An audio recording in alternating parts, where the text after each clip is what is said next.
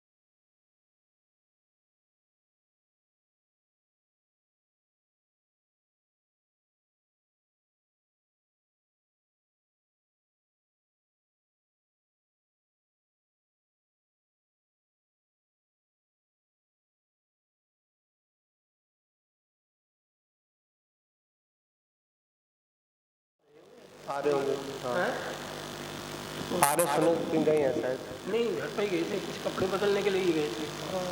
मुझे कि मैं ऐसे ही चलाया, चलो कोई बात नहीं, अभी गए आ रहे।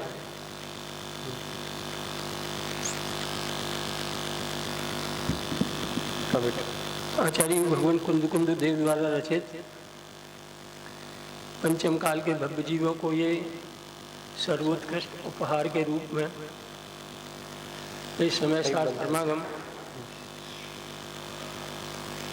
जिसमें मोक्ष मार्गियों को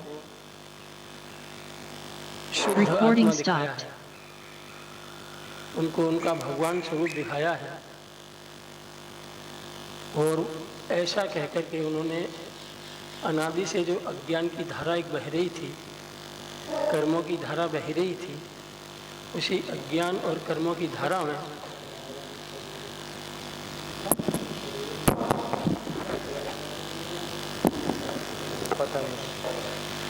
उसी धारा में चैतन्य स्वरूप को दिखाकर ये बताया है कि धर्म का जो मूल है वो चैतन्य स्वरूप को ग्रहण करना है। इस संदर्भ में व्याख्या चल रही थी। तो 183 पन्ने पे जो नीचे प्रश्न हैं उसको अपन पढ़ते हैं। जुनवाणी खोल दो। एक काम हो करिए, आज नहीं तो कल और ग्रंथ निकाल लो। चाबी तो होगी ना, शायद खुलवा लो। चलो अभी बैठे, तुम्हारे पास नहीं है तो तुम हमारे में शामिल हो जाओ। जूम कर दो। और ग्रंथ निकाल लो, यहाँ 4 से 10 तो थी। और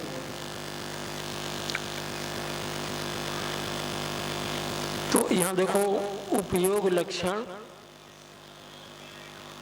इस उपयोग लक्षण को जो कि अनादि से अनंत जिसकी एक धारा बहती है, जो जिसका कोई प्रतिपक्षी कर्म नहीं है,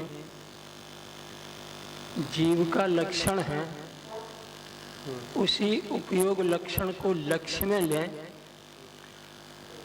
तो आत्मा की अनुभूति और प्रतीति जागृत हो जाती है। और वो अनुभूति और प्रतीति ही सम्यक दर्शन और सम्यक स्वरूप है। तो अपन उपयोगो लक्षणम, ये तत्वार सूत्र में जो सूत्र है, इसको सामान्यतः माने वे लोग सब पढ़ते हैं जो थोड़ा धर्म में रुचि रखते हैं, और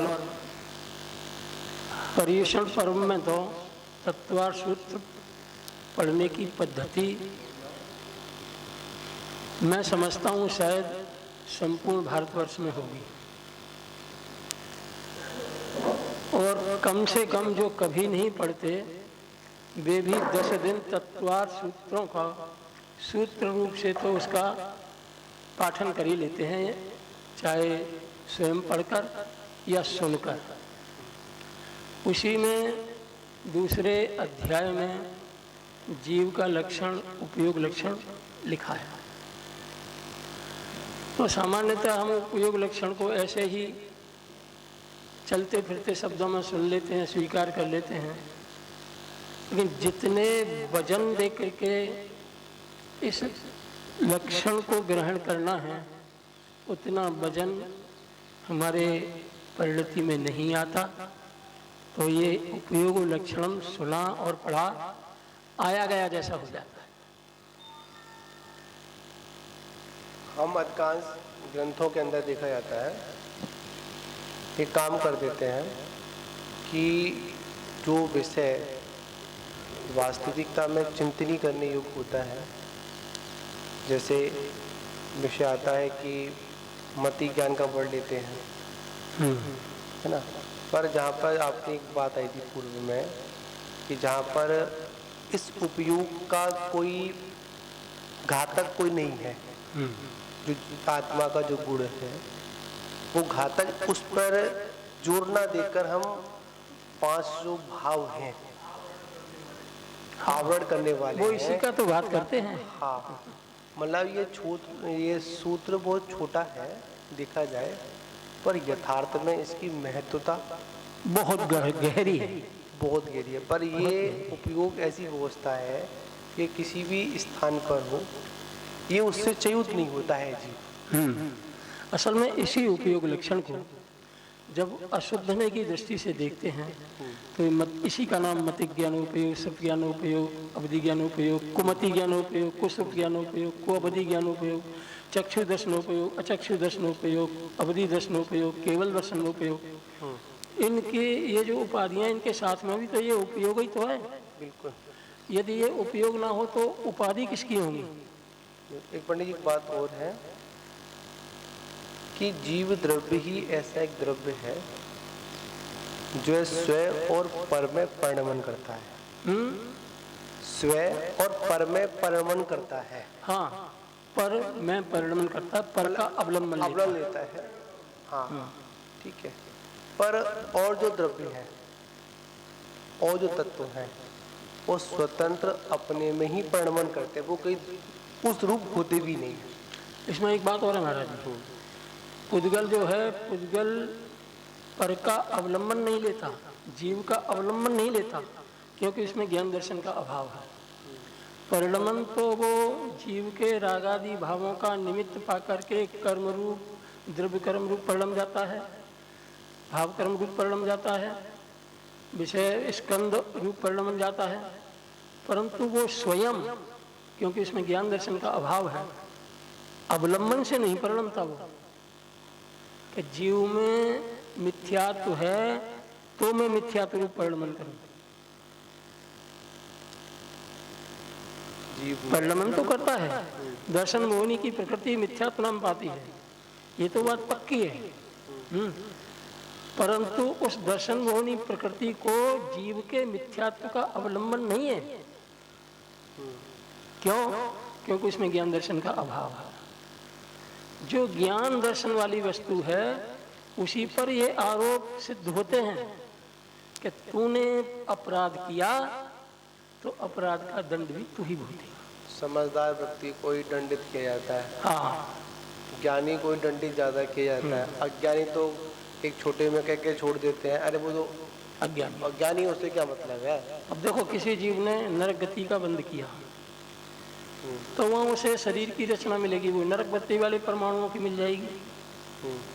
तो नरक गति में दुख कौन भुगत रहा है, जीव या जीव का शरीर?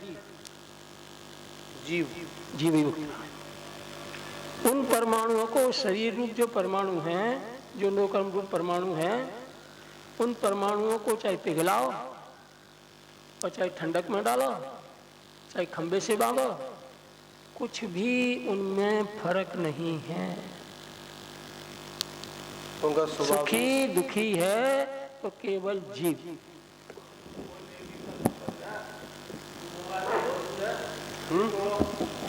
क्या हाँ, क्या हाँ हाँ हाँ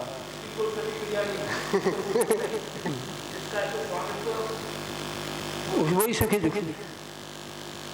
इसीलिए इस पर वस्तुओं में स्वामित्व की भावना ही दुख का कारण है, दुख का कारण है। जिसको अपन आकुलता कहते हैं। इसीलिए इस उपयोग को हमने आज तक देखा है तत्व सूत्र में पढ़ करके भी, तो मति ज्ञानोपयोग, श्रुत ज्ञानोपयोग, अवधि ज्ञानोपयोग, मन पर ज्ञानोपयोग, केवल ज्ञानोपयोग, इस रूप में देखा है। इसे उपयोग लक्षण के रूप में नहीं देखा। इसलिए आचार्य यहाँ बल देते हैं, और ये बल देते हैं कि इन सब उपाधियों को गौण करके तू उपयोग लक्षण को देख। और जो परिणति उपयोग लक्षण को देखती है, ज्ञान की ही परिणति उस ज्ञान को ही देखती है, सारी उपाधियों को गौण करके देखती है, सच में कहें दिगंबर रूप में देखती है, वही परिणति का नाम शुद्धनय है। और वह परिणति स्वयं भी ज्ञाय की है। स्वयं की है? तुम कुछ पूछ रहे थे ना? वही ज्ञायक है, जो मुझसे अच्छा है वो उससे जुड़ा हुआ है।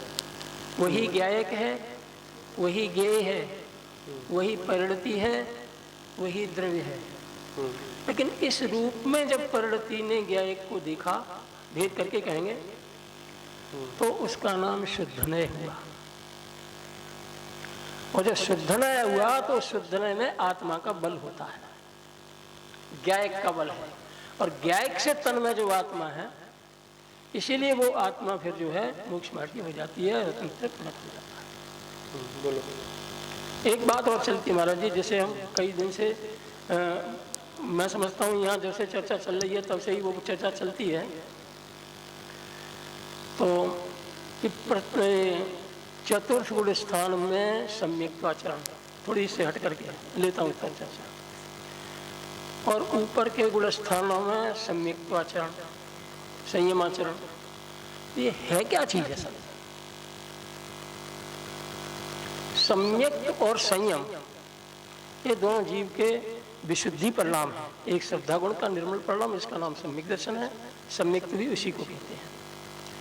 सम्यक चारित्र रागादि का परिहार रूप जो विशुद्धि प्रकट हुई है चारित्र में, जिसको वीतराग भाव कहते हैं, वो है।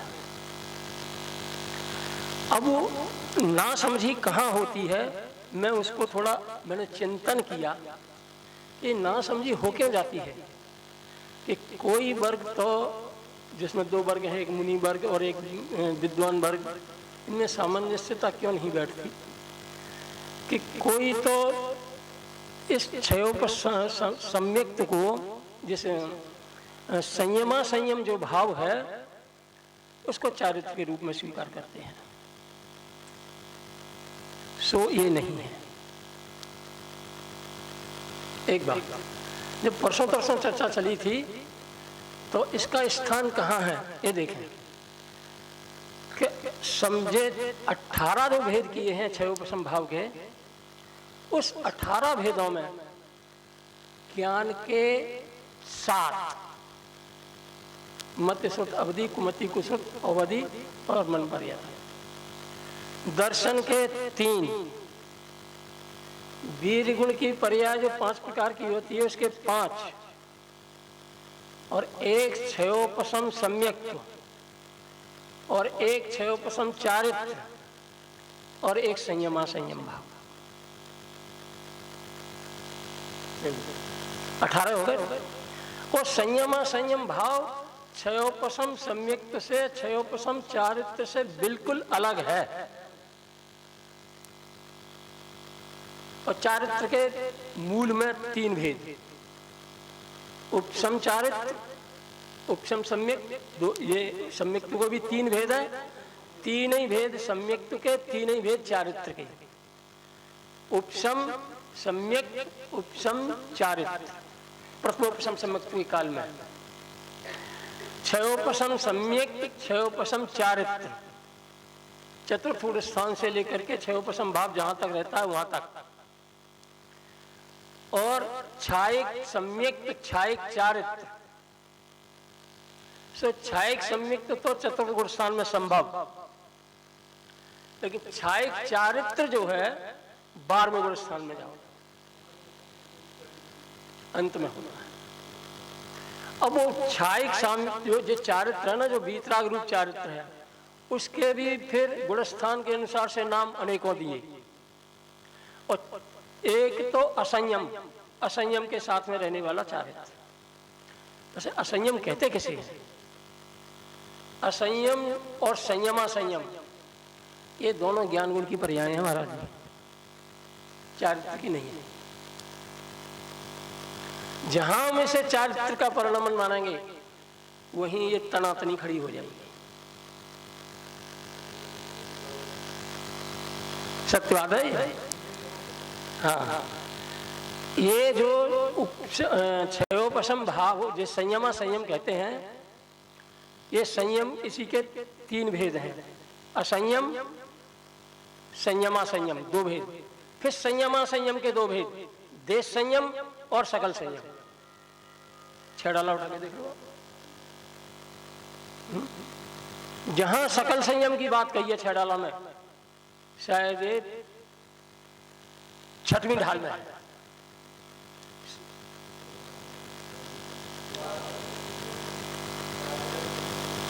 एक में बात माता जी, जहां सकल संयम की बात कही है छेड़ाला में और स्वरूपाचरण चारित्र की बात कही है, जब स्वरूपाचरण चारित्र की बात आती है तो कहते हैं यो है सकल संयम चरित्र। अब सुनिए स्वरूपाचरण, यो है सकल संयम, अब स्वरूपाचरण चारित्र को सुनो। और उस सकल संयम में मुनि राजों के जो 28 मूल गुण हैं उनकी ही चर्चा है। देश संयम में श्रावक के जो 11 प्रतिमा और अनुव्रत हैं उनकी चर्चा है। और असंयम में, असंयम परिणाम उसको कहते हैं कि जहां ना हो मूल गुण मुनिराज जैसे और ना हो देशमती के संयमा संयम जैसे भाव, उसका नाम है असंयम। पंचाशती की गाथा नंबर तो मुझे याद नहीं आ रही, पर समय सार में भी ये बात है कर्ता कर्म अधिकार में। तो देखो, ज्ञानियों की प्रवृत्ति कहाँ कहाँ होती है? 5 इंद्रियों के विषयों में होती है। इन 5 इंद्रियों के विषयों में जो प्रवृत्ति होती है उसमें अत्याग का भाव, 5 इंद्रियों के विषयों में जो अत्याग का भाव है उसका नाम असंयम है। कुछ त्याग, कुछ का नहीं त्याग, इसका नाम है संयमा संयम। और त्याग पूरा, इसका नाम है सकल संयम।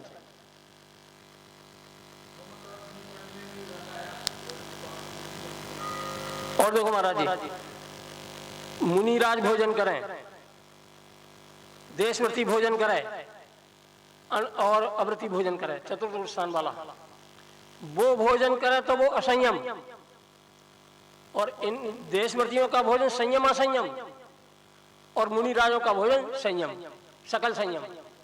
आखिर ये भेद क्यों पड़ गया? प्रवृत्ति तो एक सी हो रही है, भोजन भी एक सा है। और शुद्धता तो सबकी एक सी होती है, क्योंकि मुनिराज को आहार देश संयमी नहीं अव्रति भी देते हैं और मिथ्या दृष्टि भी देते हैं। अपन अव्रति की बात करते हैं। अव्रति का मतलब ये नहीं है कि वो चाहे भक्ष्य बच्चा क्या भेद नहीं करता हो। जो कुछ स्वयं भक्षण करता है, भक्ष्य योग पदार्थ, उन्हीं का आहार वो देश संयमी और महाव्रतियों को देता है। स्वयं आहार ग्रहण करे तो असंयम, और पंचम गुण स्थानवर्ती आहार ग्रहण करते संयम असंयम, और मुनिराज आहार करें तो सकल संयम। क्यों जी? आखिर ये क्यों भेद डाले? असंयम जो है पाप का अविनाभावी है।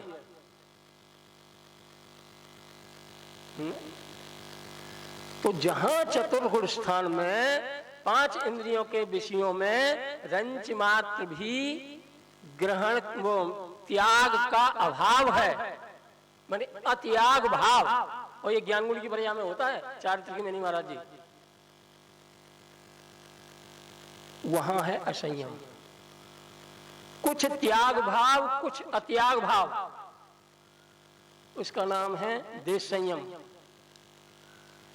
और पूरा त्याग भाव उसका नाम है सकल संयम। अब आप कहेंगे मुनिराज की अवस्था में पूरा त्याग भाव होता कहां है? कि जो मूल गुण है मुनिराज के, उसमें 5 महाव्रत हैं, 5 समितियां हैं, 5 इंद्रिय विजय हैं, 6 आवश्यक हैं और 7 शेष हैं। उन 7 शेषों में अचेलकत, भूमि शयन, एक बार भोजन, खड़े होकर भोजन, अदंत धोवन, स्नान व्रत, केश लौच, ये शामिल है। ये मूल गुणों में शामिल है महाराज जी।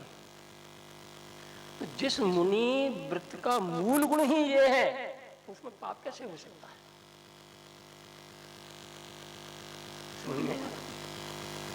वही पर्युषण पर्व के दिनों में, अष्टमी और चतुर्दशी के दिनों में, अनंत चतुर्दशी के दिनों में, एक अविरति ने केले खा लिए और सेब खा लिए, तो ये हरि है। देश संयमी ने भी खाए और सकल संयमी ने भी खा लिए।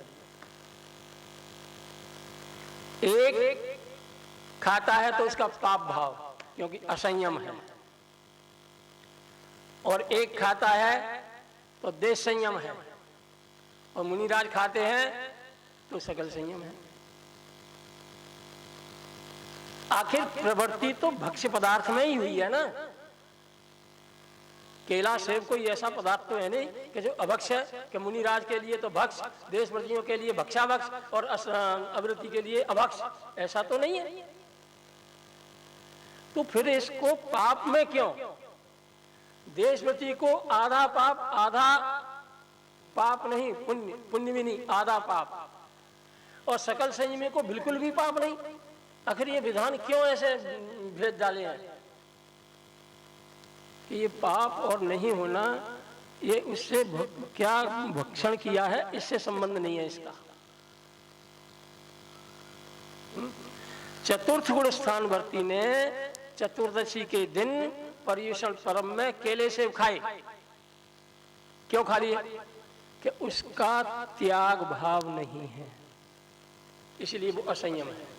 और कथनचित त्याग भी कर दे तो भी वो त्याग उसका एक धारावाहिक नहीं है, एक क्षणिक बात होने से वो भी असंयम की कोटि में जाएगा। देश संयमों का ले लो या कुछ ले लो, कुछ छोड़ दो, संयम असंयम में चला गया। मुनि राजों का वहां है ही नहीं, असंयम वाला भाव है ही नहीं। उन्हें तो बस ये दिख रहा है, ये भक्ष्य है और ये अभक्ष्य है। सो अभक्ष्य का त्याग और भक्ष्य का ग्रहण, और वहां भी तपस्या बढ़ाने के हेतु से, इसीलिए वहां असंयम का दोष नहीं है। और संयमा संयम वाला चारित्र वो नहीं है, वहां सकल संयम ही है। क्योंकि वहां जिस परिणति में कोई किसी प्रकार का पाप ना लगे, चाहे वो प्रवृत्ति रूप हो चाहे निवृत्ति रूप हो, यदि पाप बंद नहीं होता उस प्रवृत्ति से तो वो सकल संयम है। और जिस प्रवृत्ति में कुछ पाप होता है, कुछ छटपटाहट होती है, तो वो संयम असंयम है। और जिस प्रवृत्ति में केवल पाप ही पाप है, उसका नाम असंयम है। और ये ज्ञान गुण की पर्याय में है, चारित्र में नहीं वाला। तो चारित्र गुण की पर्याय में क्या है? चारित्र गुण की पर्याय में चतुर्थ गुण स्थान में 6 उपसम चारित्र है। और ये 6 उपसम चारित्र जो है धर्म का मूल है। दंसण मूलोधम्बो। और ये चारित्र जो है क्षयोपशम वाला चारित्र, इसमें विशुद्धि बढ़ती गई, संवर निर्जरा होते गए, तो ये क्षयोपशम चारित्र 10वें गुण स्थान तक चलता है। इसीलिए क्षयोपशम चारित्र है, चाहे वो सम्यक्त्वाचरण के साथ में हो और चाहे वो संयमाचरण के साथ में हो, क्षयोपशम चारित्र है। क्षयोपशम के भी, क्षयोपशम को 2 जगह रखा है। एक तो क्षयोपशम सम्यक दर्शन का, एक क्षयोपशम सम्यक चारित्र का, एक क्षयोपशम ज्ञान में, एक क्षयोपशम दर्शन में, एक क्षयोपशम वीर में और शक्ति में। इसमें भी भेद है। इनके क्षयोपशम को समानता नहीं दी जा सकती। ज्ञानावाणी कर्म के क्षयोपशम से ज्ञान, दर्शनावाणी कर्म के क्षयोपशम से दर्शन, शक्ति के अंतराय कर्म के क्षयोपशम से शक्ति का प्रकट होना, ये तो स्वभाव के अंश हैं। समझ लेना। इन्हीं को देखकर जीव वस्तु की प्रतीति होती है कि जो दर्शन, ज्ञान और शक्ति के धारी हैं वे जीव हैं। और क्षयोपशम सम्यक और क्षयोपशम चारित्र ये धर्म के मूल हैं। सो ये अनादि अनंत नहीं है, ये शादी और अंत है क्षयोपशम वाला। और इसमें जो स्वरूपाचरण है वो शादी अनंत है। और ये जो ज्ञान दर्शन वीर के जो परिणाम में क्षयोपशम है वो अनादि अनंत है।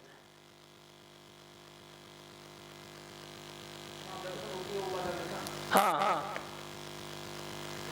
यदि हम जो है चौथे गुण स्थान में इस बात, कोई तो चौथे गुण स्थान में इस बात का निषेध कर देते हैं कि यहाँ केवल सम्यक दर्शन है और सम्यक चारित्र नहीं है, इसलिए मोक्ष मार्गी नहीं है। और किसी ने इतना लिया कि ये व्यवहार मोक्ष मार्गी है, ये लिया। ये दोनों ही कथन विपरीत हैं, शास्त्र के तो विपरीत है। क्यों कि क्षयोपशम चारित्र तो चौथे गुण स्थान में है ना। कैसे कि अनंतानुबंधी में तो क्षयोपशम होता नहीं है। अनंतानुबंधी का हुआ विसंयोजन और वो पड़ गई, चली गई, प्रत्याख्यान कसाय रूप हो गई। और प्रत्याख्यान का तो क्षयोपशम होता है ना। अब अनंतानुबंधी नहीं है लेकिन प्रत्याख्यान अप्रत्याख्यान है, इनका क्षयोपशम चलता है। इसीलिए चतुर्थ गुण स्थान में अनंतानुबंधी के अभाव में क्षयोपशम चारित्र स्वीकार करना, तब वो निश्चय मोक्ष मार्गी बनेगा।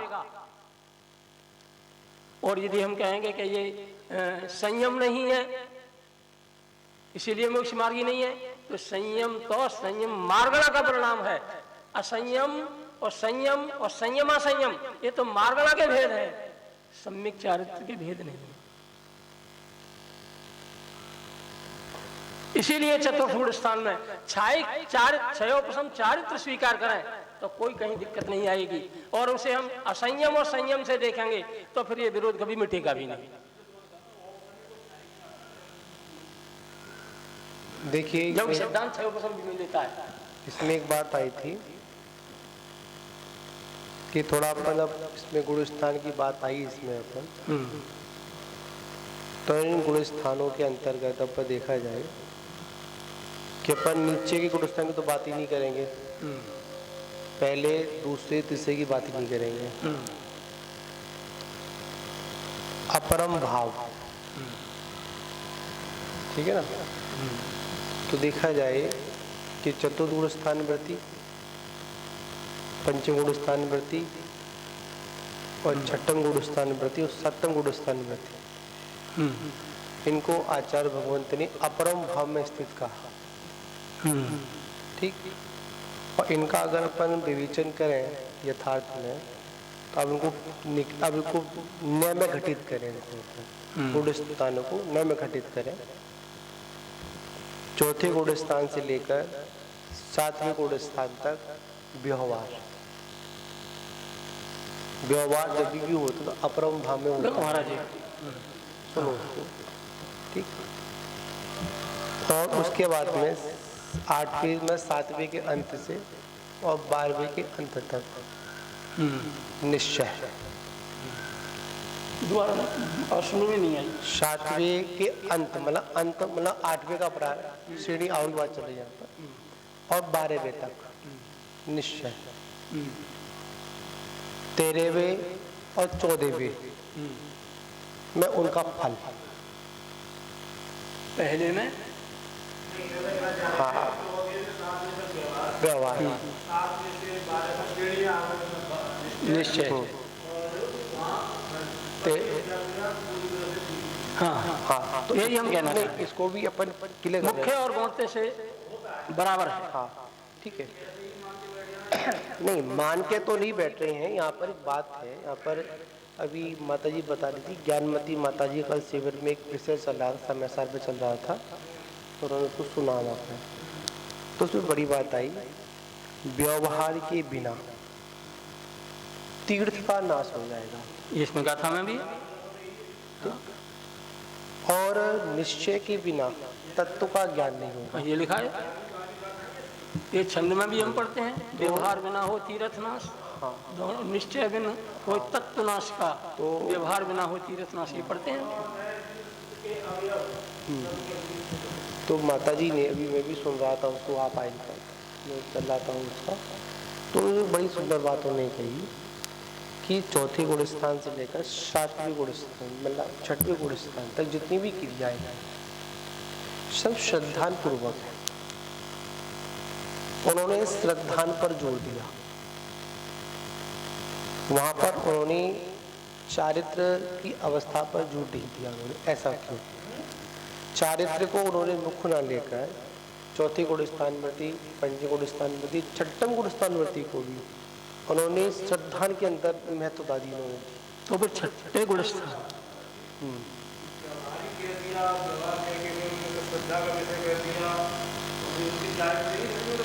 नहीं, चारित्र तो है, तो ये गौण भी नहीं है, गौण भी नहीं है।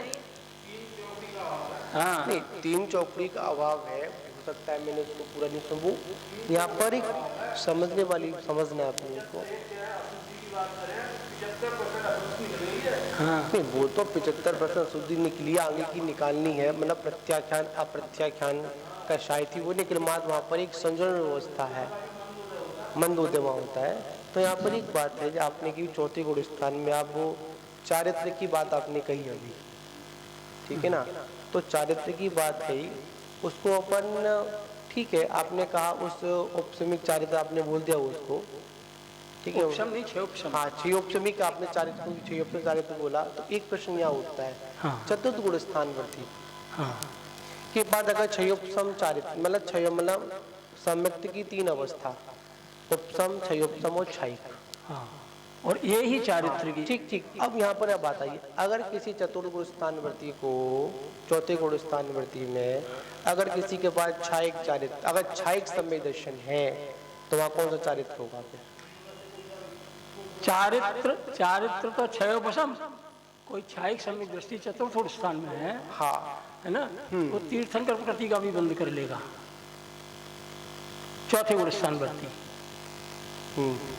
होगा। दोबारा बोलो। चौथे गुण स्थानवर्ती तीर्थंकर प्रकृति का भी बंद कर लेते हैं। ठीक है, कृष्ण और श्रेणिक इसके उदाहरण प्रत्यक्ष हैं। ठीक है। अब उन्होंने कैसे किया?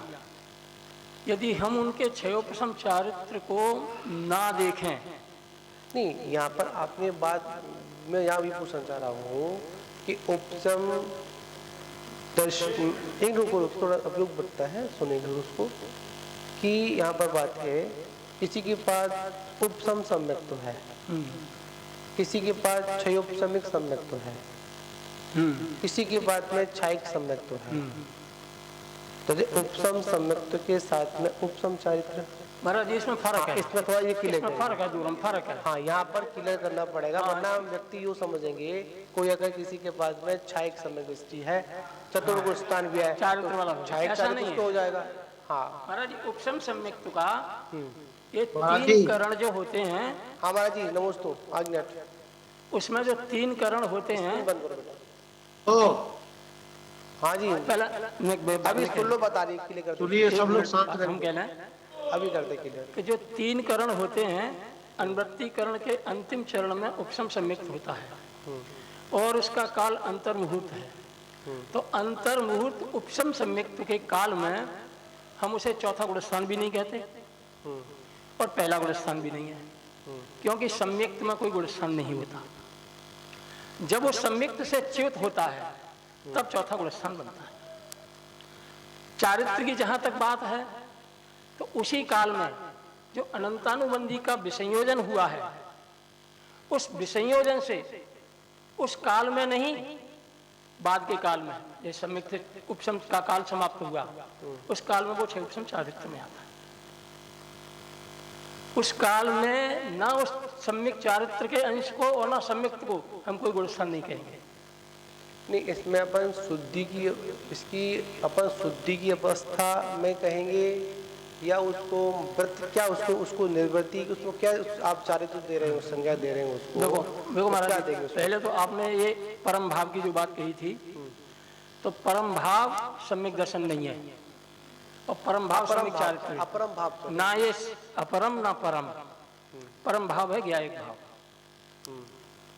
और उस परम भाव में दर्शन ज्ञान चारित्र की परिणति जितने शक्ति के साथ और जितने काल तक ठहरती है, वो सब तीनों के परिणाम निश्चय मोक्ष मार्गी वाले हैं, माने सम्यक रत्न, सम्यक दर्शन, सम्यक ज्ञान, सम्यक चारित्र वाले हैं। और जितनी परिणति का अंश परम भाव से हट करके अपरम भाव में है, वो अपरम भाव गुणस्थान प्रमाण अलग अलग तरीके का है। चतुर्थ गुणस्थान का अपरम भाव, पहले गुणस्थान का भी अपरम भाव, पंचम गुणस्थान का अपरम भाव, छठे गुणस्थान का अपरम भाव अलग अलग तरीके का है और उनके लिए उपदेश भी अलग अलग तरीके का ही है। वो अलग बात है कि मुनिराज ने पहले मिथ्या दृष्टि को देखा और महाव्रत के बात कही, वो अलग बात है। लेकिन स्थिति परिस्थिति से जब आकलन होता है तब मुनिराज ही उस पहले गुणस्थानवर्ती को क्या उपदेश देते हैं? तू मंदिर नहीं जाता, मंदिर जा। रात्रि भोजन करता है, इसका त्याग कर। बिना स्नान जल पीता है, उसको छोड़ और छने जल का प्रयोग कर, पीने में ही नहीं सारे कार्यों में। उसको ऐसे उपदेश की मुख्यता है। चतुर्थ गुणस्थानवर्ती को कहते हैं कि देख, तैने ये तो निर्णय कर लिया कि ये भक्ष है, ये भक्ष है, ये न्याय है, ये अन्याय है। एवं इनमें तेरी प्रवृत्ति जो होती है अभक्ष में, वो भक्ष में ही जो बिना नियम के होती है, उसमें नियम साधना कर, वहां ऐसा उपदेश है। कुछ अंश ग्रहण कर, ना सही तेरा नियम यम ले, ना तू हमेशा के लिए छोड़ सके। अष्टमी, चतुर्दशी, पर्युषण पर्व और जो तीर्थंकर की पंच कल्याणक तिथियों के दिन हैं, उनमें तू उपवास कर, एकासन कर, ब्रह्मचर्य से रहे। ये चतुर्थ गुणस्थानवर्ती को कहते हैं। और पंचम गुणस्थानवर्ती के जीवन में ये चीजें हैं, इसीलिए उनको उपदेश देते हैं कि तुम जो है एकांत में बैठकर नग्न होकर के मुनि पने का अभ्यास करो। और मुनिराज से कहते हैं उपदेश, कहाँ ये तुम छठम गुणस्थान की परिणति में भगते फिरते हो, क्या उपदेश देना, नहाना, दंत धोवन, ये इसमें क्यों पढ़ते हो? सप्तम गुणस्थान की विशुद्धि में चले जाओ, गुप्ति में चले जाओ। तो वहां तीन, जैसा पात्र वैसा जीव, और ये कब कि परम भाव में जो जितना स्थित है उसके लिए कोई उपदेश नहीं है, और जो अपरम भाव में स्थित है उनके लिए 2 प्रकार का उपदेश है, एक निश्चय का और एक व्यवहार का। ये 12वीं गाथा कहती है। निश्चय का उपदेश उनको है जैसे मुनि राजों को, कि तुम कहाँ ये 28 मूल गुणों में प्रवृत्ति करते हो। ये तो यहाँ तक भी कह देते हैं, मुझे कहने में थोड़ा शब्द में संकोच जैसा लगता है कि छठे गुणस्थान का व्यवहार कारखाने की धधकती भट्टी है। मुझे थोड़ा संकोच लगता है क्योंकि मैं उसको कहने के लिए मेरे शब्द नहीं है, लेकिन मैं शास्त्रों के अनुसार कह रहा हूँ कि जो छठे गुण स्थान में मुनिराज हैं उनके लिए उपदेश दिया कि ये तुम छठे गुण स्थान के व्यवहार में रहकर कारखाने की धधकती हुई भट्टी के सामने सप्तम गुण स्थान में चले जाओ जहाँ एसी की ठंडक जैसी हो। वो तो अभी मैंने इसी का निर्णय किया था, आपसे चर्चा हुई थी कि गुण स्थान का जब भेद किया था व्यवहार निश्चय और उसका फल। तो वहाँ से ये आप मतलब आप वही ने कहा कि उपदेश अधूरा है, ये पूरा विषय तो कैसा विषय पूरा होगा ये बताइए इसको आप। नहीं नहीं नहीं नहीं नहीं मैं यहाँ वो बात नहीं कर रहा था, मैं तो एक बात यहाँ कह रहा था जो क्रियाकलाप कह रहा था अभी ये चर्चा चल रही थी तो मैंने कहा भी था नदी की धारा जो अविरल धारा बह रही है उसमें बहने से मंजिल मिलेगी, किनारों पर बैठकर मंजिल नहीं मिलेगी। दो किनारे हैं निश्चय और व्यवहार। नहीं महाराज जी ऐसे मत कहिए, दो किनारे हैं नहीं मतलब नदी एक समझने वाली समझना उसको, ठीक है ना। निश्चय और व्यवहार दो व्यवस्था उस समझने के लिए है। अविरल धारा में जैसे विषय आता है हमको ऊपर छत पर चढ़ना है, सीढ़ी का सहारा लेना होता है, ठीक है।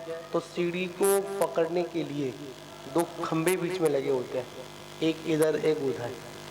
अगर खंभों को पकड़े रहोगे, चाहे इधर वाला खंभा हो चाहे इधर वाला सहारा हो, तो मंजिल नहीं मिलेगी।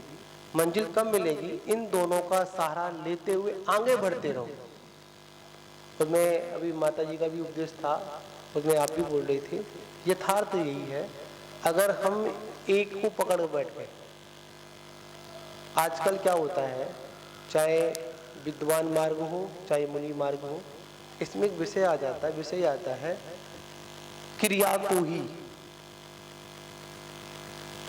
कोई हम महत्व दे देते हैं, क्योंकि भाव आपने कहा कि चारित्र का जो भाव है वो आत्मा की भाव है, यथार्थ यही है, इसमें कोई संशय नहीं है। पर यहाँ पर जो व्यवस्था आपने चारित्र की बात की तो कुछ ना कुछ भार की व्यवस्था में भी तो उसको विषय आना चाहिए उसका। महाराज जी एक बात, निश्चय में व्यवहार के अंश को मत देखना और व्यवहार में निश्चय के अंश को मत देखना। यद्यपि ये बात है समुद्र की तली में रत्न है, लेकिन जब रत्न पल्ले पड़े तब उसको रत्न में ही रत्न देखना, समुद्र की किसी भी पर्याय में रत्न नहीं है। वो बात बिल्कुल सही है। ऐसे मैं ये कहना चाह रहा हूँ महाराज जी, बिल्कुल बात सही है। मैं एक बात और कहना चाह रहा हूँ कि ये जो निश्चय और व्यवहार ये हम कहते हैं ना कि दोनों चलते हैं, बराबर चलते हैं। निश्चय के रूप में क्या चलता है और व्यवहार के रूप में क्या चलता है इसको तो देखें। व्यवहार नाम का कोई तत्व नहीं है, 7 तत्वों में व्यवहार नाम का तत्व नहीं है, 5 भावों में व्यवहार नाम का भाव नहीं है। निश्चय नाम का तो प्रत्येक तत्व है और प्रत्येक द्रव्य जो भाव है वो निश्चय है, इसीलिए निश्चय की तो संज्ञा है, निश्चय तो संज्ञा स्वरूप है, व्यवहार संज्ञा स्वरूप नहीं है। एक बात तो ये, इसीलिए व्यवहार को असद्भुत कहा। तो फिर व्यवहार है क्या? कि व्यवहार है कि निश्चय में से ही किसी एक के भाव को दूसरे का भाव कहना और उसकी मुख्यता में कथन करना, इसका नाम व्यवहार है। वो तो आप आज जो न्याय की बात कर रहे हैं, जो एक मतलब एक मुद्दे एक आता है सम्यक ज्ञान प्रमाणम। सम्यक ज्ञान प्रमाण ज्ञान है, ठीक है। जो संपूर्ण वस्तु है वो प्रमाण है और उस संपूर्ण वस्तु में से एक वस्तु मतलब उसी वस्तु में से जब कथन समझने के लिए एक को मुख्य कर बाकी का गौड़ कर कहा जाता है, उसको नहीं कहते हैं, समझने की शैली को नहीं कहते हैं अपन, ठीक है।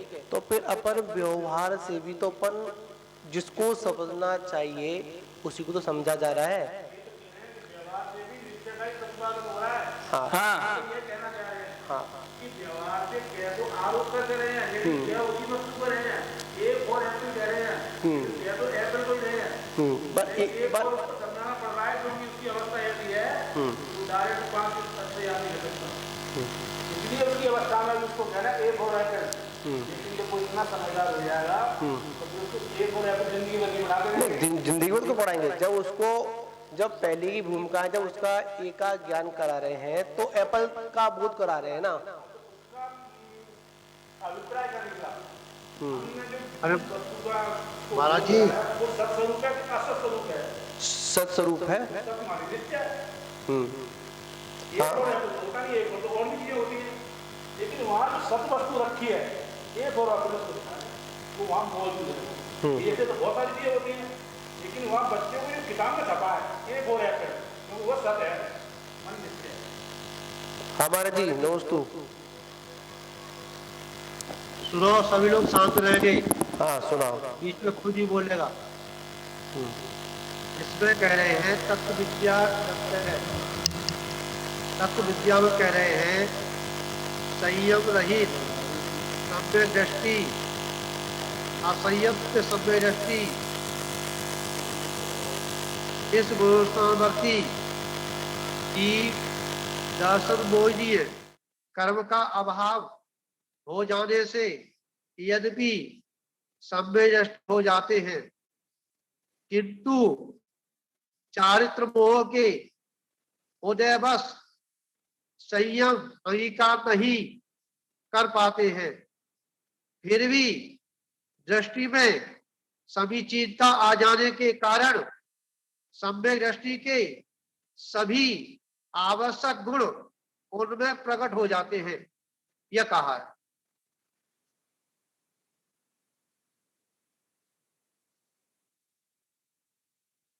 है जी, पेज नंबर है तुम्हारा, पेज नंबर 2 से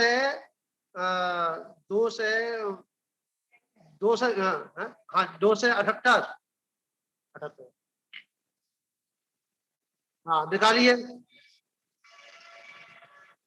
हाँ, खाली अपनी बड़े बात भी चलेगी। समय सार में स्पष्ट कह दिया है कि इसमें जो है 7वें स्थान से शुद्धने की बात चलेगी, समझा। और जब अगर ऐसा ही है तो श्रावकों के लिए ग्रंथ क्यों अलग से आचार्यों ने बनाए? क्यों उन्होंने 2 ही ग्रंथ क्यों नहीं रखे? उन्होंने आचार्य चरणायोग का ग्रंथ क्यों अलग से बनाया? आचार्यों के लिए और साधुओं के लिए वो क्या नाम है, श्रावकों के ग्रंथ अलग से क्यों बनाया? गधा घोड़े पे एक में तो गिनते हो। जो इसमें कह दिया चारित्र मोहनी का, सुना, चारित्र मोहनी ही, हाँ, चारित्र मोहनी का उदय बस संयम अंगीकार नहीं कर सकता, इसमें स्पष्ट कह दिया है। उसमें चारित्र मोहनी कर्म का उदय है 4वें स्थान में, और चारित्र मोहनी कर्म का उदय है तो वह चारित्र कहां स्वीकार किया जाएगा? काम की बात कर रहे हैं।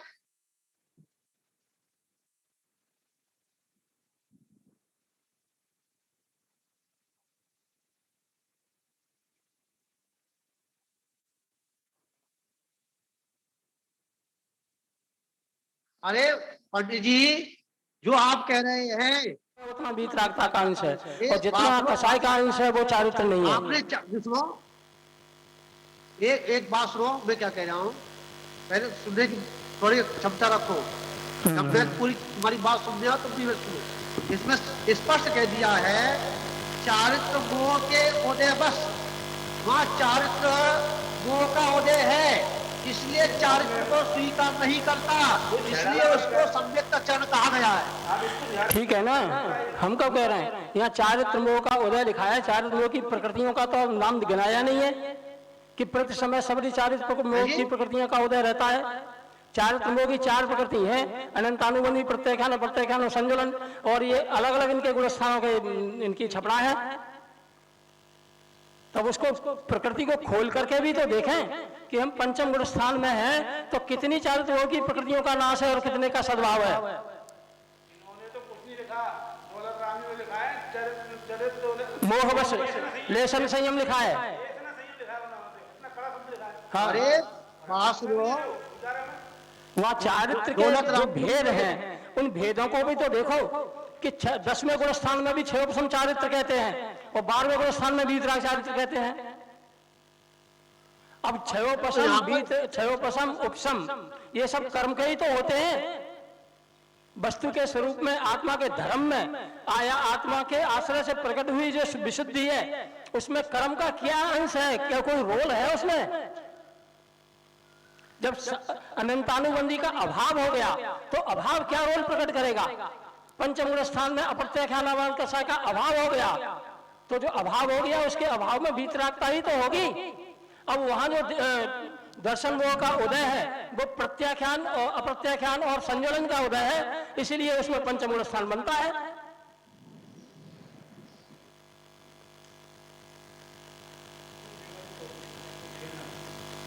देखो संयम को चारित्र को जब तक आप मिला कर देखेंगे नहीं होगा।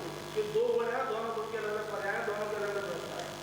देखो यहाँ पर एक बात है, देखिए एक बात ये बात हमने पहले ही उसको क्लियर किया था, उसमें चारित्र के विषय में आया था।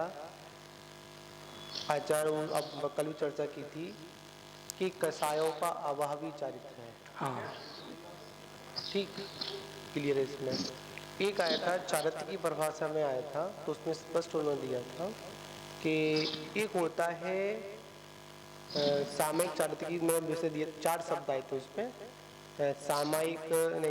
सामयिक शिक्षाव्रत, सामयिक आवश्यक, सामयिक क्रिया और एक सामयिक चारित्र, 3 विषय उसमें आए थे ना। तो उसमें स्पष्ट उसमें आया था कि जो क्षयोपशमिक भाव है, जो मैंने एक चर्चा पहले हुई थी कि यहाँ पर छठे मतलब पंचगुण स्थान वृत्ति, देश वृत्ति को भी, जिसके पास सकल संयम, जिसके पास संयम जिसमें एक देश संयम है, उसको भी आचार्य भगवंत ने चारित्र की संज्ञा में नहीं गिना। नहीं है, नहीं है, उसको क्षयोपशमिक भाव कहा। इसी को तो मैं कह रहा हूँ।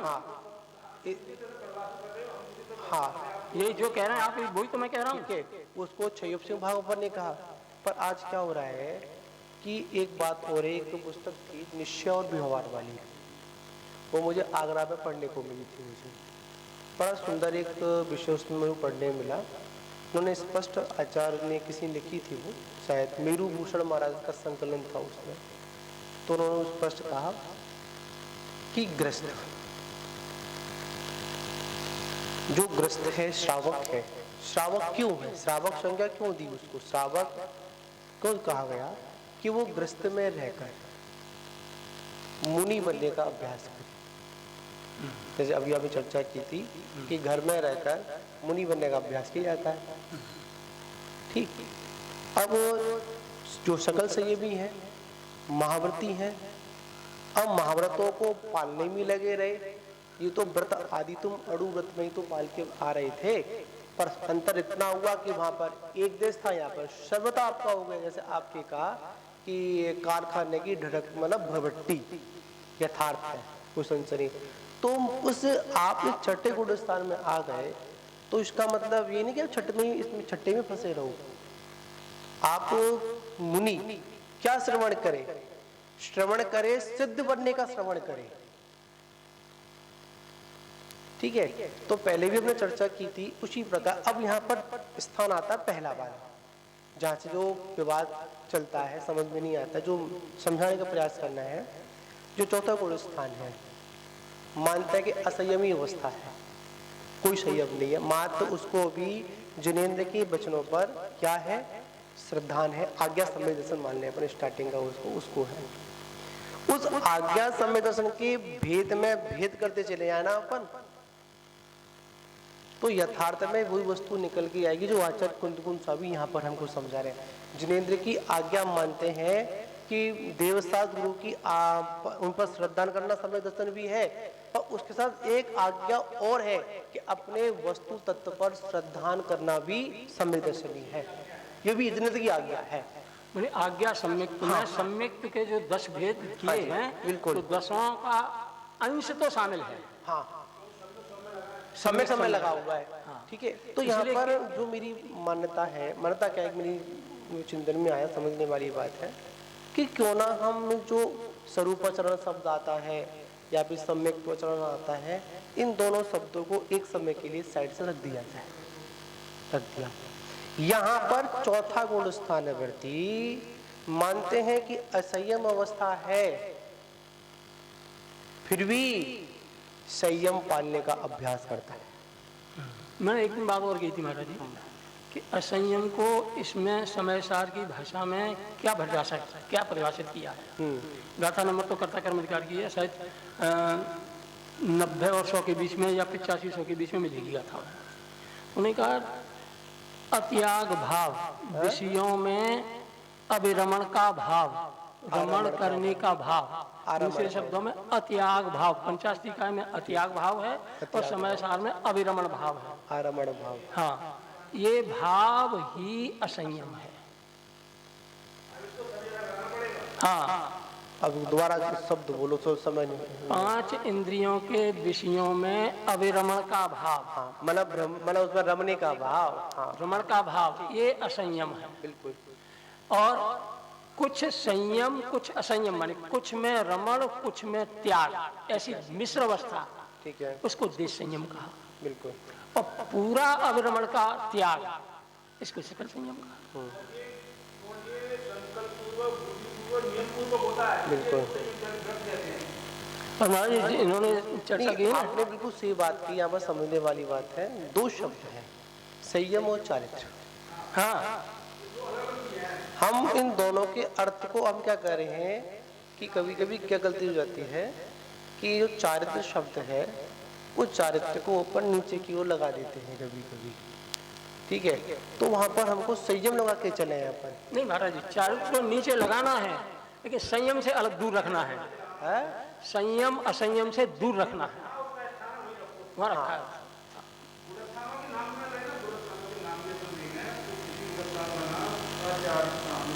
नहीं है, नहीं, असंयम, बिल्कुल बिल्कुल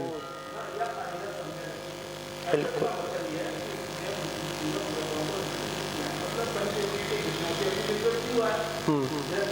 बिल्कुल। अब यहाँ पर वैसे आता है कि चौथे गुण स्थान व्यक्ति के पास क्या भूमिका होगी, क्या व्यवस्था उसकी चारित्रिक रूप में होगी। महाराज जी चौथा गुण स्थान है, अपने में हुई है। हाँ हाँ, बिल्कुल बिल्कुल।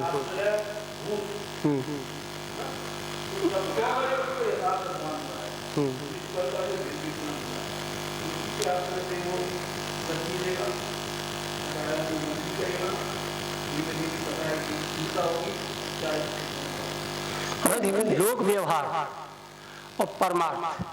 लोक व्यवहार में 3 भेष हैं, एक तो असंयम का, और एक देश संयम का, और एक सकल संयमियों का। सकल संयमियों का तो दिगंबर भेष है, देश संयमियों का ये भेष है, और असंयमी का ये भेष है। तो लोक में व्यवहार, जिसको कहते हैं व्यवहार मार्ग की, व्यवहार का तीर्थ का लोप ना हो जाए, इसीलिए ये यहाँ 3 जो व्यवहारिक रूप हैं, स्थूल स्थूल स्थूल, इनकी प्रधानता से बात कही है कि यदि मुनिराज दिखें तो वो नग्न दिगंबर और पीछे कमंडल सहित होंगे। देश संयमी देखें तो वे महिलाएं जो है देश संयमी इस रूप में होंगी और पुरुष खंड वस्त्र वाले होंगे। और अविरतियों को देखना है तो ऐसे भी सामान्य ड्रेस है, ये है सामान्यता में है। हाँ, अब कोई कैसा, तुम इतने, हमसे लोग कहते हैं, हमसे लोग कहते हैं कि तुम स्वाध्याय करते हो, गद्दी पर बैठते हो और ये पैंट शर्ट पहनते हो, ये तो पंडितों की वेशभूषा नहीं है। हमसे कहते हैं लोग, हमें स्वीकार भी है। स्वीकार होते हुए भी अभी इनसे राग नहीं हटा। हम जानते हैं कि ये पंडितों की भेष नहीं है, लेकिन अभी अत्याग भाव है इसके लिए। अत्याग भाव है। हाँ, जब त्याग भाव हो जाएगा फिर भी असंयम ही रहेंगे, एक कम से कम कुर्ता धोती का, कुर्ता पजामा कुर्ता धोती इसका प्रयोग करेंगे।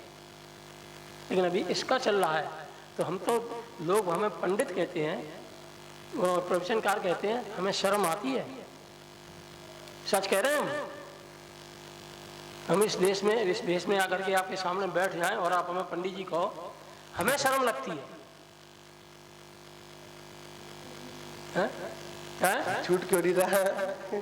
छूट नहीं रहा है, लेकिन अंतरंग में ये हमें भाषित होता है, इसलिए हम कह रहे हैं। देखो माता जी, वैसे यहाँ पर महाराज जी चंद्रापुर मंदिर की गद्दी पर प्रवचन शास्त्र पढ़ना शुरू किया हमने, तब हम बाजार में खड़े होकर के बाजार की चाट पकौड़ी भी खा लेते थे, आलू छोड़ करके खा लेते थे। तो चंद्रापुर मंदिर की गद्दी पे स्वाध्याय करते थे, तो एक दिन सेल टैक्स में थे और एक सज्जन ने हमको देख लिया कि ये जो है ठेले पर खड़े होकर के चाट पकौड़ी खा रहे हैं, वो वास्तविक बात थी। तो उन्होंने हमको फोन किया, चौवाई यहाँ का बात है कि तुम पंडित हो, तुम तो शास्त्र पढ़ते हो गद्दी पे बैठ गए और दुर्गानगर में खड़े होकर के ठेले पर चाट पकौड़ी खाते हमने तुम्हें देखा था। हाँ देखा था, और उस दिन के बाद फिर वो बंद ही कर दिया। सही बात है। लेकिन अभी ये देख करके अभी ये बंद नहीं हो पा रहा, वो तो बंद उसी दिन से हो गया, लेकिन ये बंद नहीं हो पा रहा। अत्याग भाव है इसमें, लेकिन ये अत्याग भाव जो है हमारी कसाई का परिणाम है, हम जानते हैं। जब ये छूटेगी तब भी ये संयम रहेगा, लेकिन बाहर का भेष बदलेगा, तब लोग हमें पंडित कहने लगेंगे। देखिए यहाँ पर एक बात और समझने वाली है। अब भैया एक बात और समझनी हम लोगों को, चारित्र जब भी होगा तो निश्चित कसायों का अभाव होगा। अब इसको व्यवहार में चारित्र का भी कड़वी एक बात है, जब भी चारित्र होगा तो निश्चित कसायों का अभाव होगा, और जहाँ संयम होगा वहाँ कसायों का अभाव हो या ना हो जरूरी नहीं है।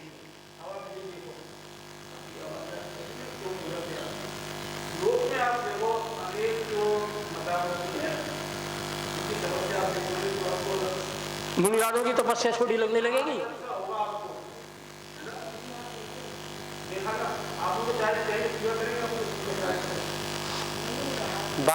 नहीं देखिए यहाँ पर भी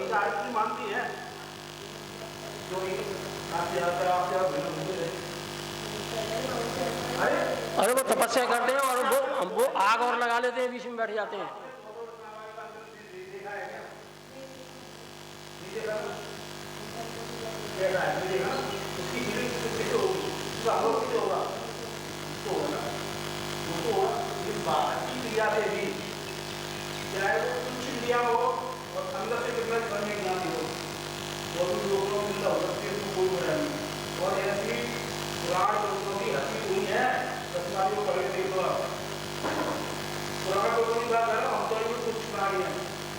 और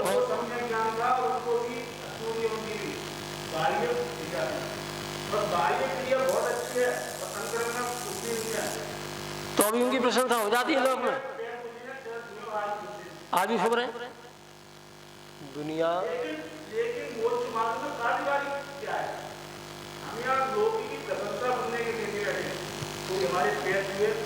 अरे महाराज जी,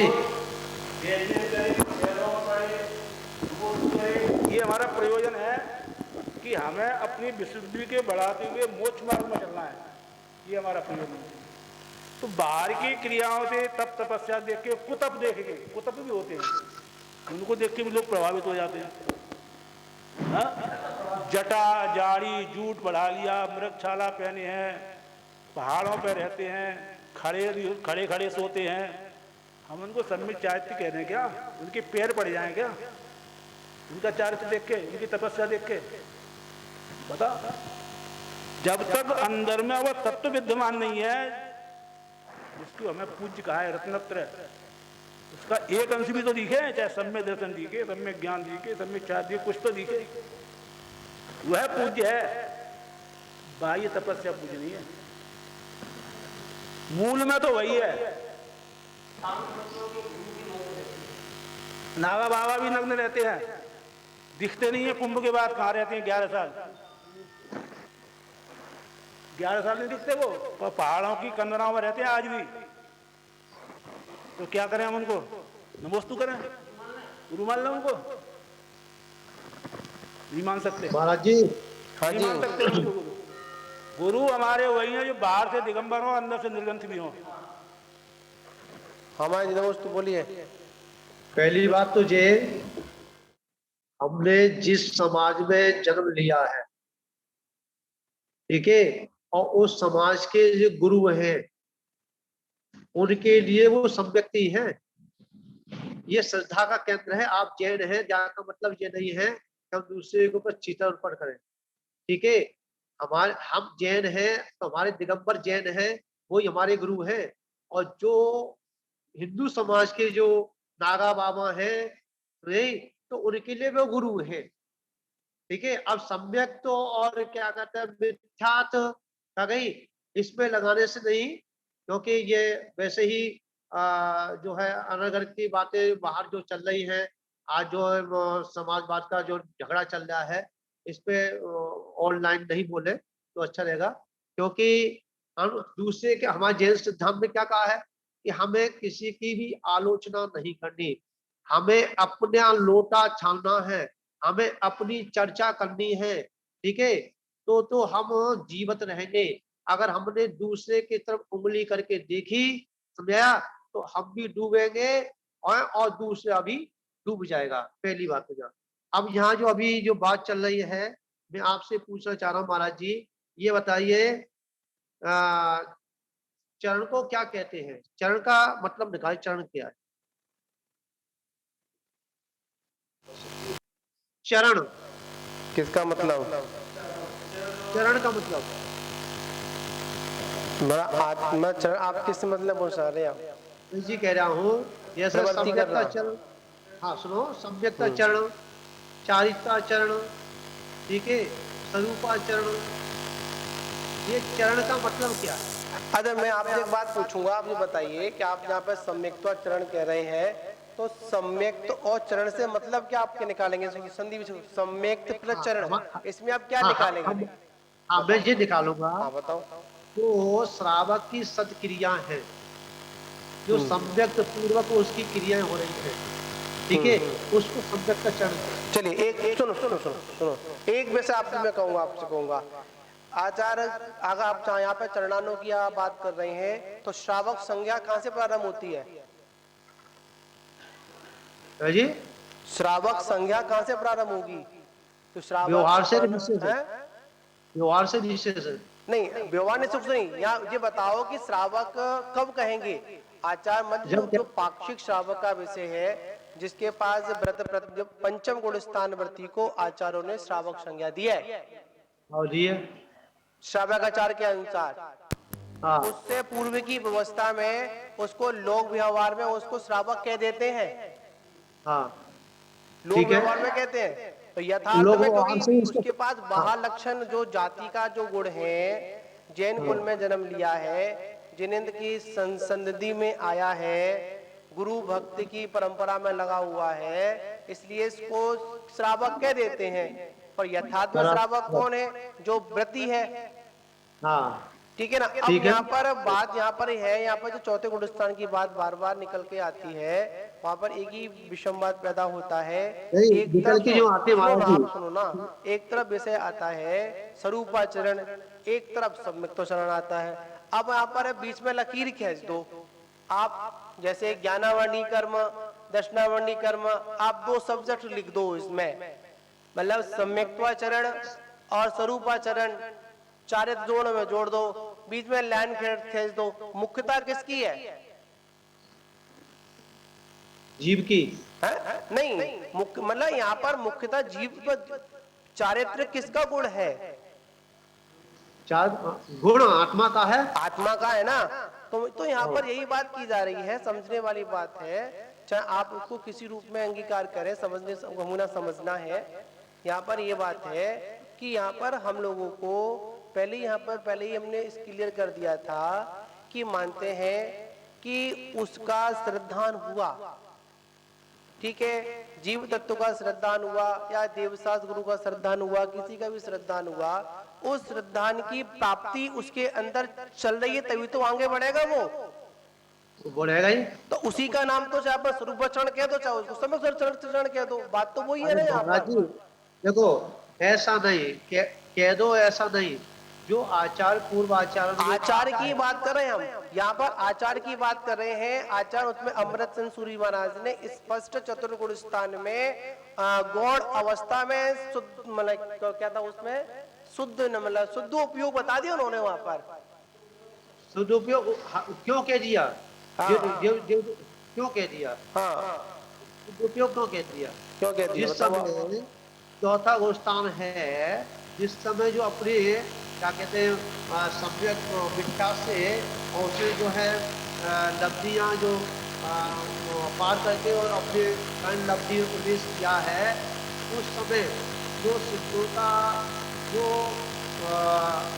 क्या नाम है दर्शन है, ठीक है, उसका अंश जो है वहां दिखता है। अब एक बात सुनो, एक मिनट वो आपने कहा कि वहां पर अंश दिखता है, उसके बाद वो अंश कहाँ चला जाता है फिर वो, तो यहाँ पर वो वही रहता हिसाब जो जाएगा। एक छड़े के बाद जो मत है उसकी पुष्टि हो जाएगी ना फिर।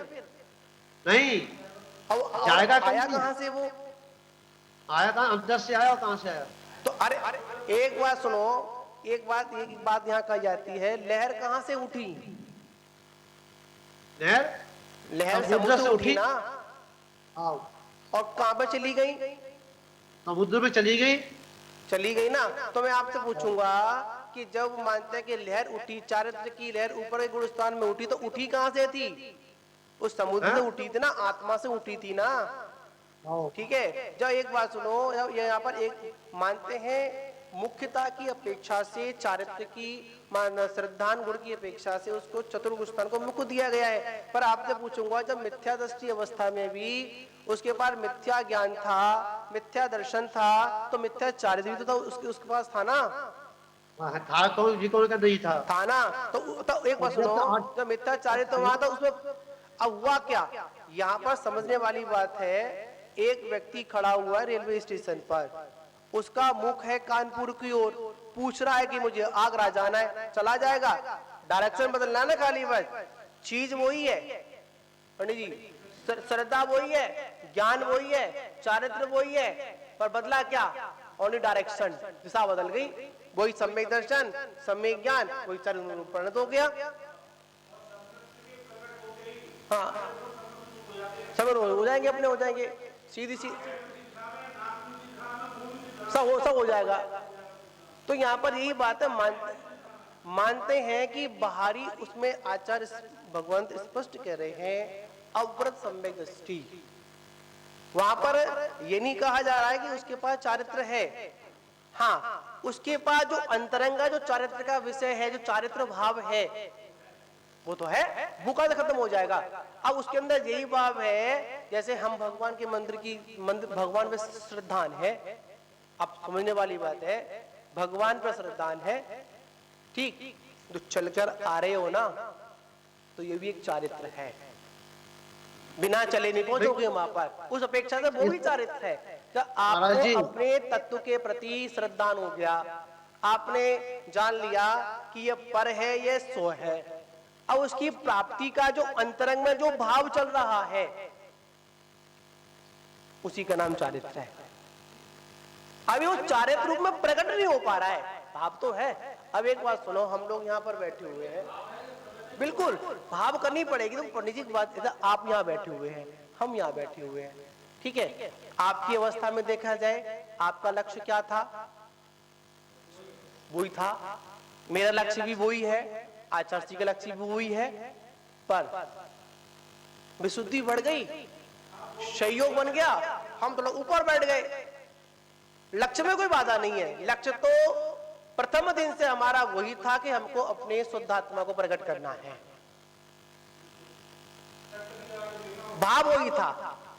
जैसे बच्चा पहले दिन क्लास में बैठता है पढ़ने के लिए, सिर्फ पढ़ने के लिए नहीं बैठता है, अगर पढ़ने के लिए बैठेगा तो परीक्षा में पास नहीं हो पाएगा। जो बैठा है ना, क्यों बैठा है? मुझे पास होना है, मुझे फाइनली पेपर जो लास्ट रिजल्ट अच्छा लेकर आना है। इसलिए जितनी मेहनत कर लेगा, जितनी परिश्रम कर लेगा, उतनी ऊपर की ओर पहुंच जाएगा। हाँ, सिर्फ इतना है, चारित्र का भाव तो जैसे अभी हम लोग कहे एक बड़ा विषय आता है, क्या श्रावक के अंदर वीतरागी भाव नहीं आता?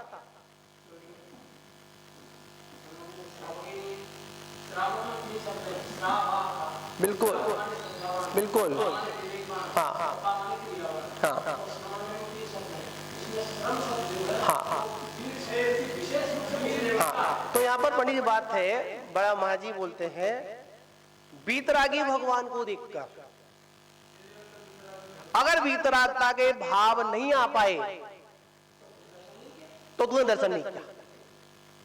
बड़ा एक सुंदर उदाहरण है, मुझे बता देता हूँ आपको। एक समय है, कोई दिक्कत तो नहीं, समय तो अपना हो गया है, छोटा उदाहरण है, समझने वाला है। एक बहू थी, बहू और बहू आज के जमाने की नहीं, जमाने की पुरानी, और सास स्वाध्याय प्रेमी थी।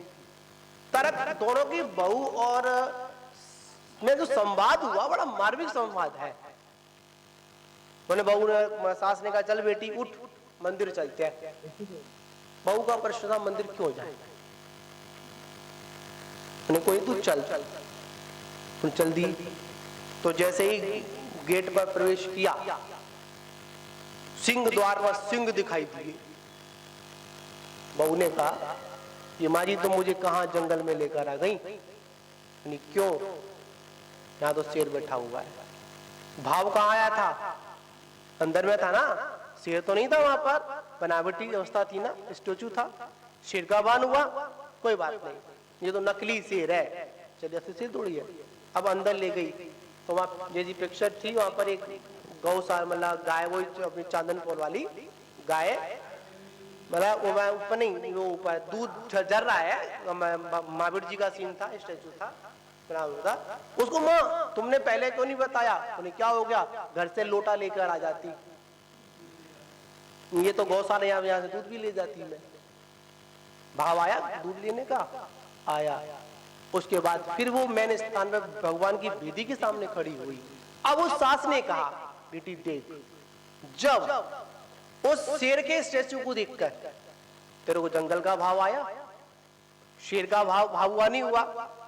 इस दूध को, मतलब दूध गिराते हुए चित्र को देखकर तेरे को गौशाला का भान हुआ नहीं हुआ?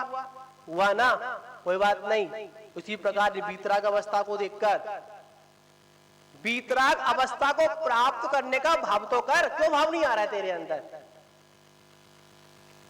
भाव तो बनाओ भाई। चारित्र हो रहा है नहीं होगा वो तो बात का विषय है, वो तो हमारी क्षयोपशम और की व्यवस्था है। कम से कम प्रथम क्लास से उस लक्ष्य की प्राप्ति का भाव बनाओ। हाँ, भान तो हो जाए, पर अभी हम लोग यहाँ पर उसी में ही है। और ये सारी चीजें तब होगी कि जब, अब प्रकट रूप में कब होगा, दिखेगा कब, संयम कब दिखेगा, चारित्र की पूर्णता कब होगी? तो आचार्य कहते हैं जैसे जैसे शनि शनि अपने उन कर्मों का तू क्षयोपशम करता जाएगा तो क्षयोपशम भाव हो जाएगा, और जहां पर कसायों का अभाव हो जाएगा वहां पर सकल चारित्र हो जाएगा तेरे को। बात यहाँ पर ये समझने वाली है, और इसी बात को हमको सबको समझना है, एक ही समझना, सबको समझना है। और जब तक इस विषय में हम लोग नहीं समझेंगे काम चलेगा नहीं। अब यहाँ पर अन्य मतों की आई, अन्य मतों की बात चली थी यहाँ पर। हम यहाँ पर किसी की बात का विरोध नहीं है, और यथार्थ में हमको ये सार्वजनिक बात अभी यहाँ नहीं करना चाहिए क्योंकि विषय कुछ ऐसा है, पर यह बात बिल्कुल सही है। जिस जाति में, जिस धर्म में, लोक व्यवहार में जो धर्म है, उस अवस्था में जो उसको उस रूप संस्कार दिए जाते हैं वो उसको ही अपना आराध्य मानता है। एक विषय आया था, हम जैन लोगों को या उच्च जाति लोगों को शुरू से संस्कार दिया जाता है कि तुम्हारे लिए रोटी ही भक्ष है। इसलिए क्या होता है, इसलिए और वस्तु आने पर हमको घृणा पैदा हो जाती है, और स्थानों पर वहां पर उसी को भक्ष किया जाता है और रोटी को अभक्ष माना जाता है। तो ये सारी व्यवस्था हमारे संस्कार की है।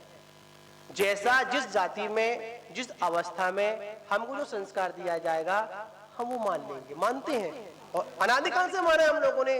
पर आज हमको समीचीन वस्तु से परिचय कराने का समय है। ठीक है, हमारा समुचीन वस्तु का विषय है। आचार्य ने स्पष्ट कह दिया, अगर वो रेवती रानी का विषय आता है, अगर वहां तो दिव्य समोषण लग गया था परीक्षा के लिए, फिर कहां समय तो तीर्थंकर 24 ही होते हैं, 25 माह को बैरू पिया होगा, 24 तीर्थंकर नहीं होगा। जब रेवती रानी ने ऐसा बोल दिया, तो यहाँ पर मोक्ष मार्ग की बात करेंगे। व्यवहारता में ये रूप भी पूज्य है, ऐसा नहीं है बर्तन गर्म है तभी दूध गर्म हुआ, ये हमारा बर्तन है, जितना हम इस बर्तन को मांज लेंगे जितनी हमारी दूध की पवित्रता बढ़ती, दूध फटेगा नहीं। ठीक है, मानते हैं दूध क्लियर है, बिल्कुल सही है, पर नेक भी एक मिट्टी का कड़का बर्तन में लगा हुआ है ना, तो दूध कितना भी पवित्र हो, कितना भी गर्म करना, फटेगा, उसको कोई रोक सकता नहीं है। तो आज हमारे साथ यही हो रहा है, हमारे अंदर मानते हैं कि बाहर का बर्तन साफ है और अंतरंग में राग की कड़का बैठी हुई है, कढ़ाई बैठी हुई है। आचार्य कुंद स्वामी ने, कल में स्वाध्याय चल रही थी दोपहर में, शिविर के अंतर्गत बात आई थी, उन्होंने स्पष्ट कह दिया, कितना भी क्रियाकांड करो, प्रमाद रहित निर्दोष महाव्रतों को पालन करो, ध्यान की सिद्धि नहीं है तो कर्मों की निगरानी हो रही है आपकी। हाँ, ये सारी बातें हैं, समझने वाली हैं। यहाँ पर हमको समझना है, जो हमने ग्रहण किया, जिसका हमने श्रद्धान किया, उसी को प्राप्त करने की जो ललक है, उसी को आचार्य ने चारित्र की संज्ञा दी। क्यों पंडित जी? अब वो प्रकट रूप में है या अप्रकट रूप में है, ये तो भाई तुम्हारा विषय है, हमारा विषय है, उसके अनुभव में आएगा। हाँ हाँ, और इसमें स्पष्ट आचार भगवंत ने यहाँ पर एक बात और कह दी, आपने पहली उसमें छठी उसमें गाथा में आता है कि भाई इस जनवाणी के साथ छल मत करोगे तुम्हारा परिणाम है, हमारा परिणाम थोड़ी है, कुंद जिम्मेदार थोड़ी है, तुम गलत समझ के बैठ जाओ तो आदना थोड़ी जिम्मेदार थे हमारी जी के, तुम खुद जिम्मेदार हो, सही बुद्धि लगाओ, अपनी रोटी खाते हो। ये तो परम सत्य है जी, है स्वामी जी, ये तो परम सत्य है, जो परम सत्य है कि जो जिनवाणी के साथ में छल करता है, अगर उसकी सदगति नहीं हो पाती। और आज भी अपन को, हाँ, अगर मैं भी अगर जिनवाणी के साथ छल करूं तो मेरा भी जीवन भविष्य अच्छा नहीं है। मैं तो अगले भविष्यों की बात क्यों करूं, आचार्य ने स्पष्ट कह दिया, तो देवशास्त्र गुरु के साथ छल करे उसका समाधि वर्ण भी नहीं होता है। हम निर्वाण की बात तो बाद में करेंगे, वो तो बहुत लंबी बात है, या तो समाधि की बात है। और जिन जिन लोगों ने छल किया उनके परिणाम देख लो क्या हुई, चाहे वो विद्युत समाज से हो और चाहे वो अपने समाज से हो, साधु समाज से हो, कोई भी हो, जिनका कर्म संतान किसी को नहीं छोड़ता। छली हो रही है महाराज, वो तो फटक पड़ा है। जब आदिनाथ तीर्थंकर को नहीं छोड़ा, हमें कौन छोड़ेगा वो कर्म। इसलिए हम लोगों को व्यवस्था बनानी है सब लोगों को, ठीक है ना। तो इसी के साथ समय भी इतना पूर्ण हुआ, तो मध्याह्न काल की बेला में हम सभी लोग फिर पुनः, हाँ महाराज जी, आज जो हम तो वैसे नहीं बोल रहे थे, हमें पता है समय साल में क्या लिखा है, और जहाँ चौथे गोस्वामी की बात आती है तो चौथे गोस्वामी बोलो। आज हमारे जो क्लियर विषय हमने कर दिया यहाँ पर, आपको भी थोड़ा उसको आपको मैं क्या समझाऊंगा, आपसे मुझे समझना है, ठीक है ना। तो यहाँ पर यही बात स्पष्ट है कि जिसको हमने श्रद्धान किया है उसकी प्राप्ति के जो सन्मुख हैं, तो भैया जो जिसका हमने श्रद्धान किया है उसको प्राप्ति के सन्मुख है, जो हमारी प्रैक्टिस है। याद रखना, पंचम गुण स्थानवर्ती का अभ्यास, मतलब पंचम गुण स्थान पंचम गुण स्थान में आने का अभ्यास आपको चौथे से करना पड़ेगा। हाँ, शिक्षा व्रत है, बस वही शिक्षा व्रत है।